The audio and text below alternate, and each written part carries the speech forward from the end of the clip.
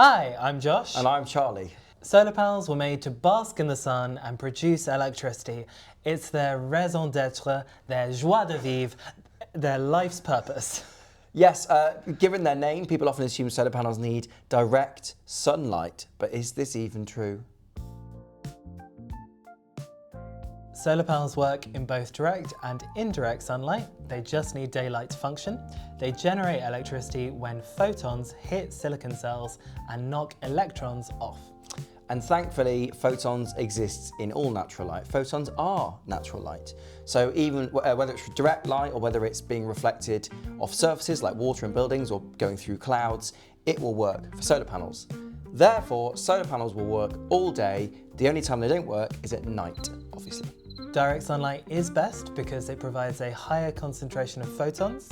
That's why places with sunny skies, such as California and Egypt, produce much more solar electricity, and why they also have solar farms there. Big old massive solar farms. Massive solar farms. Yeah, whereas when solar light reflects off clouds or buildings, it scatters and you end up with reduced solar irradiance and you end up with refracted light or ambient light. But even in the UK, where cloud cover is heavy and regular, solar panels still produce loads of electricity and major energy bill savings, as we will go into. Yes. Do solar panels produce electricity when it's cloudy? Yes, they do, which is very useful for all of us who live in the UK.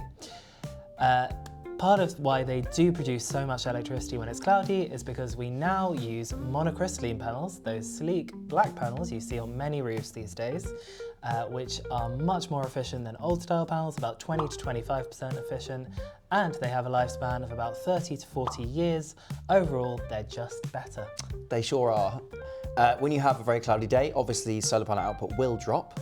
We're not pretending it's the same. Yes. But it depends on how thick the cloud cover is. When you've got thin, wispy cirrus clouds, for example, the drop in output is obviously not too big. When you've got thick, heavy cloud cover like cumulus clouds, the drop in output is bigger. None of these clouds will block the light entirely though. Unlike humans or buildings which cast sharp, well-defined shadows, clouds will scatter all the sunlight that hits them, meaning that some of those rays will reach your panels. However, even on rainy, overcast days, there is a benefit, which is that your panels get a good clean. Solar panels have a hydrophobic or waterproof coating. They're installed at an angle, so when it rains, the rainwater rolls right off them and takes dirt with them, which is great. Once the rain has gone, your solar panels can see clearly. Now, so how much do clouds actually affect solar output? Let's go a bit academic here. There have been a bunch of studies into this, although thus far there hasn't been much research into the phenomenon in Western Europe. True, recent studies in Uzbekistan and Nigeria have shed some light on the subject, but haven't been definitive in their conclusions. So there was a recent study from Tashkent State Technical University. A scientist found that light cloud cover can reduce your solar panel's output by 30 to 70%, depending on exactly how light the cloud cover is. The same study also found that heavy cloud cover can reduce your solar panel's output by between 90 to 95%. Research by physicists at Port Harcourt University in Nigeria found that light cloud cover will reduce your solar panel's output by about 23.8%, whereas heavy cloud cover will cause a drop of about 66.8%. Fortunately, despite these drops, in the UK, cloudy weather doesn't mean your panels won't produce big energy bill savings across the year. Also, once the clouds clear and the sun starts blasting through again, your panels will restore themselves to max productivity almost immediately. Yes, they will. The edge of cloud effect. What is it? It's quite a surprising phenomenon. It's basically where the presence of clouds creates a short, sharp burst of increased output. Which is crazy. It is crazy. Clouds are bad for solar electricity output. Except when a ray of sunlight passes through the edge of a cloud and the water molecules scatter and bend the light, creating a short, sharp increase in intensity. And this is also known as cloud edge glint or cloud edge enhancement. Absolutely. The edge of cloud effect typically causes a 47% spike in solar output if it passes through one cloud. That's according to the University of California, San Diego, and their researchers there. Now, if it passes through two clouds, wild, it can create a 63% increase in solar output. That is all pretty temporary though. That is staggering, if temporary. Yes. There's been no research into what happens if you stack 3 edges of clouds and put solar light through them, but the mind boggles at the thought of it. Yes, it does. It's time to talk some more about solar panels in cloudy weather, but this time with concrete stats. So it might not surprise you to know that 68% of solar panel output happens in spring and summer in the UK. But that does mean that almost a third of solar panel output happens in autumn and winter, when clouds tend to reign supreme over our skies.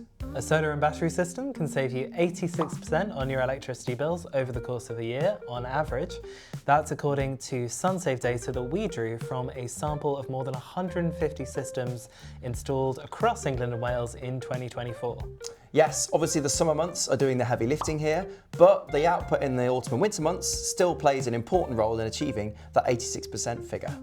To ensure that your system produces as much electricity as possible in UK weather, you should choose as good an installer as possible, because your installer won't just affect your experience in the weeks before and after and on installation day. It will also affect your long-term savings, and that's because a good installer will intelligently design your system and make maximum beneficial use of your roof space.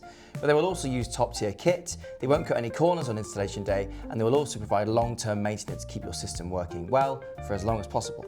Absolutely, and obviously we think that's us. But even if you don't go with SunSafe, we want you to go with someone reliable, so check their reviews and check their accreditations. Solar panels in cloudy weather. They do work, they produce good savings, and that's because technology is so ruddy good. Absolutely, but if you're concerned about the high upfront cost of going solar, you should consider SunSafe Plus, which comes with no upfront cost, and instead you make fixed monthly payments. You also get the SunSafe guarantee, which provides you with 24/7 monitoring, maintenance, free replacement parts, insurance, and a whole other host of benefits. You can learn more in the link below. Thank you very much, Josh, and please also don't forget to subscribe to our channel for loads more videos of a similar ilk. Goodbye. Bye.